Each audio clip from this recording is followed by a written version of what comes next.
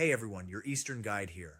The amount shown everywhere is beside the point. If current pricing holds your gaze, you're blind. You're measuring progress while the project fails. The genuine headline isn't the number flashing before your eyes. What truly matters carries far more weight than any figure hovering around the $80 mark. That's merely surface noise, a distraction from the earthquake happening beneath our feet. The actual story centers on one individual, one statement, and that statement originates from Elon Musk. During our fixation on price movements, while trading algorithms battled over fractions, one of Earth's wealthiest individuals, Tesla's chief executive, the leader of our planet's dominant solar power corporation, stepped onto X, the platform previously known as Twitter, and delivered 4 words that fundamentally altered this market's direction permanently. His response to coverage regarding the shortage situation read simply, "This is not good. Silver is needed in many industrial processes." To someone unfamiliar with context, these appear casual, like mere commentary, but understanding the source transforms everything. We're not hearing from some portfolio manager concerned about quarterly returns. We're not listening to financial television personalities chasing viewer engagement. This voice belongs to someone whose entire industrial empire, spanning electric vehicles at Tesla, solar installations at SolarCity, and electronics aboard SpaceX rockets, operates entirely dependent on this metal. Consider the fundamental physics. Silver stands as the periodic table's champion conductor. No substitution exists. This isn't negotiable for advanced technology sectors. High-efficiency solar panels require silver paste without exception. EV battery management demands silver contacts universally. Physics refuses compromise. Therefore, when Musk declares this problematic, his concern transcends pricing. Cost doesn't matter whether the metal reaches $79 or $100. His wealth provides unlimited purchasing capacity. His genuine worry centers on availability itself. His statement translates directly, "Procurement worries me. Supply chain vulnerability concerns me. The paper trading system deceives while physical inventories vanish."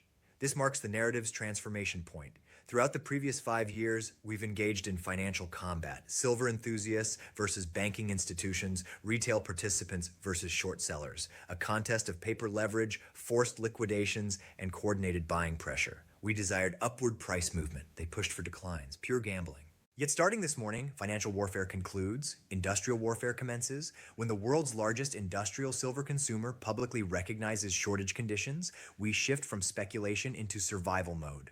Tesla cannot manufacture silver through printing. They cannot derivative their path around scarcity. Without physical material, production halts. Halted production crashes stock values. Crashed stocks destabilize the empire. Musk carries effective short exposure to physical silver, short in the sense of requiring what he lacks. Unlike banking institutions settling through cash, Musk must settle using actual metal. Comprehend this distinction?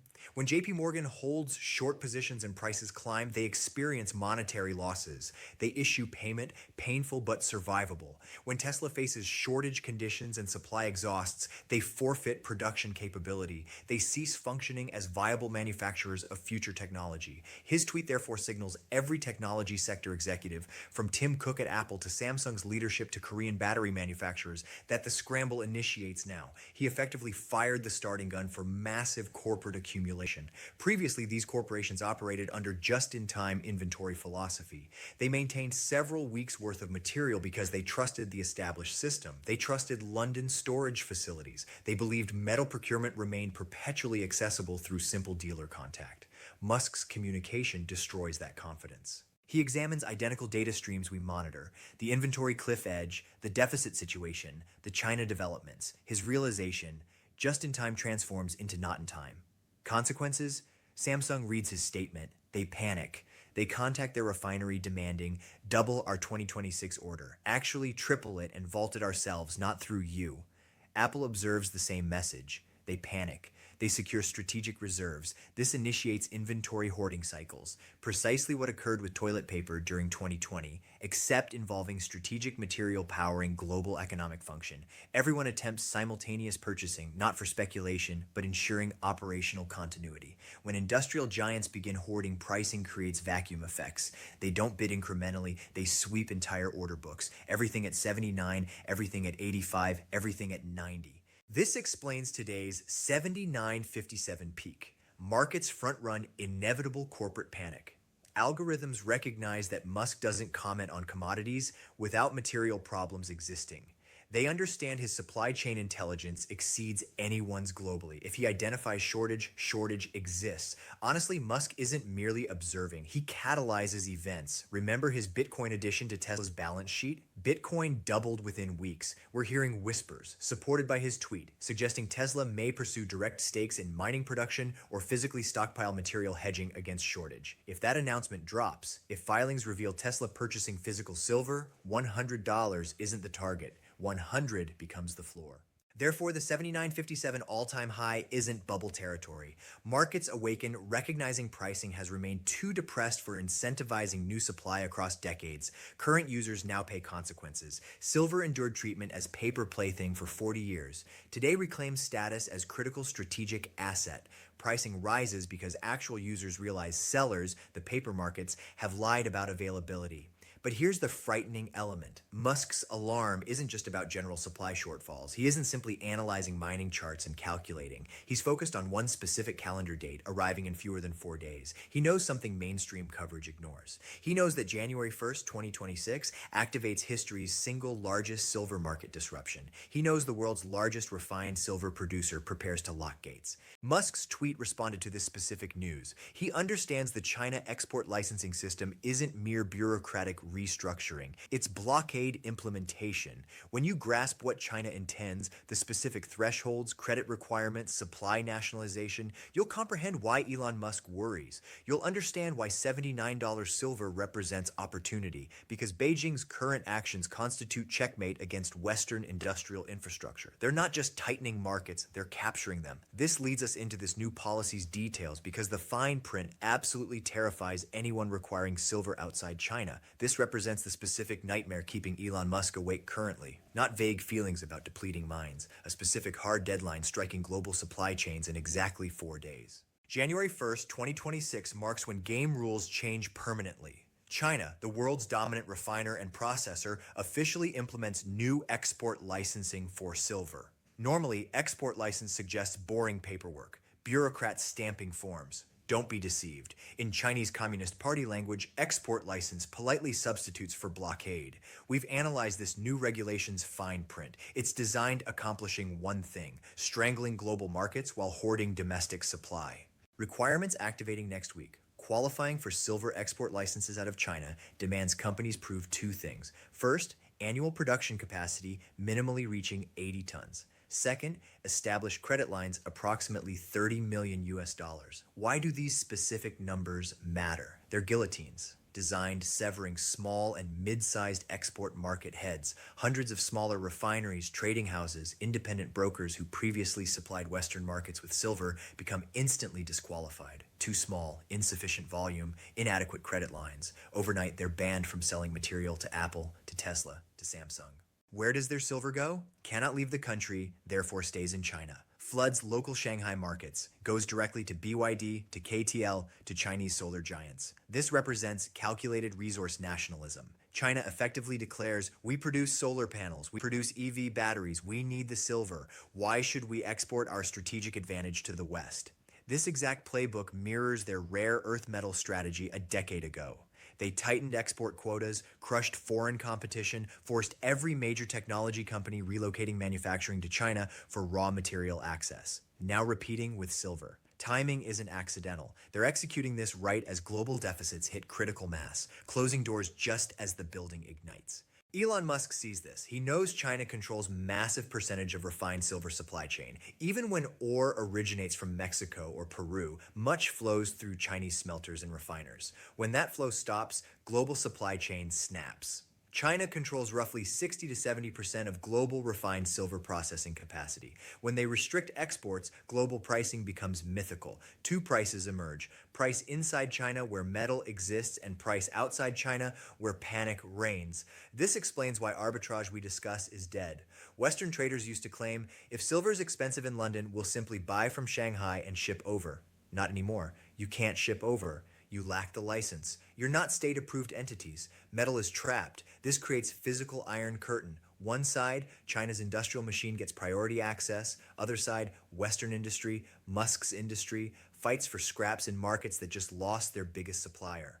This explains why the 79 price tag just begins. Markets attempt pricing a supply shock that hasn't officially started yet. January 1st is the start date. What happens in February when US electronics manufacturers attempt ordering their usual shipments from Chinese suppliers and receive force majeure notices, when they realize they can't acquire metal at any price because governments won't issue stamps, they'll turn to COMEX, they'll turn to London. But as we know, those vaults are already draining. Chinese export ban forces all Western demand into Western vaults, which accelerates the squeeze, concentrates panic into New York and London, transforms shortage into crisis. And you must ask yourself, why now? Why January 1st, 2026? Because China sees the numbers too. They observe the deficit. They see global demand hitting 1.24 billion ounces while supply stagnates at 1.01 billion. They see the 250 million ounce gap. They know that in deficit situations, whoever holds physical metal wins. They're securing their lifeboat before ship sinking. They're ensuring that regardless of price levels, their factories continue operating. This is what Elon Musk meant by "this is not good." He isn't worried about chart prices. He worries about Texas and Berlin factories stopping because they can't acquire necessary conductive paste. He's realizing the free market for silver disappeared, replaced by state-controlled market where access is privilege, not right. This leads us directly into fundamental reality that financial world ignored too long. For decades, Wall Street told us silver was just volatile rock. They told us it was a pet rock. They told us it didn't matter. But industrial data tells different story. Data tells us silver is modern economy's oxygen. And right now, oxygen supply is being cut off by the one country controlling the valve. We need examining industrial reality of this market because the structural deficit isn't theory. It's mathematical certainty about to collide with this export ban in the most violent manner possible. You must understand China's export ban is just the match. The dynamite pile has been building for 5 years. Even before they decided nationalizing their supply, global silver markets were mathematically broken. We need discussing structural deficit because this is the data point transforming Elon Musk's "this is not good" tweet into prophecy. For the last 5 consecutive years, the world has consumed more silver than it produced. This isn't temporary glitch, not supply chain bottleneck caused by ships stuck in Suez Canal. This is geological reality. In 2025 alone, global demand for silver surged to 1.24 billion ounces, but global mining supply, it flatlined at 1.01 billion ounces. Do the math. That's nearly 250 million ounce gap in single year. Where did that extra silver come from? It came from above ground stockpiles, came from vaults in London and New York, came from recycling. But you can only drain a bathtub for so long before hitting the porcelain. And right now we're scraping bottom. Now, usually when a commodity gets too expensive, markets find substitutes. If copper gets too expensive, builders switch to aluminum piping. If platinum gets too pricey, car makers switch to palladium for catalytic converters. Wall Street assumes the same thing will happen with silver. They think if silver hits 100, Tesla will just use copper. They're wrong.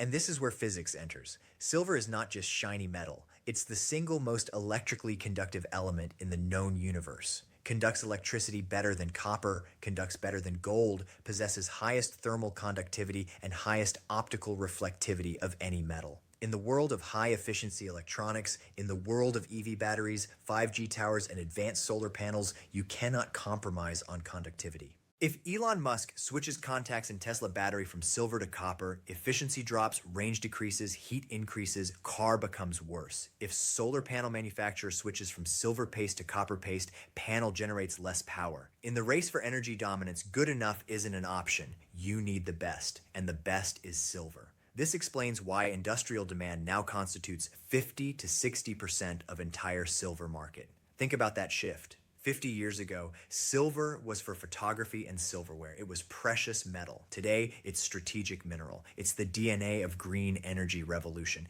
You cannot have Green New Deal. You cannot have net zero. You cannot have AI revolution without consuming billions of ounces of silver. This brings us back to Musk. He isn't just buying silver for jewelry. He's buying because his entire business model depends on it.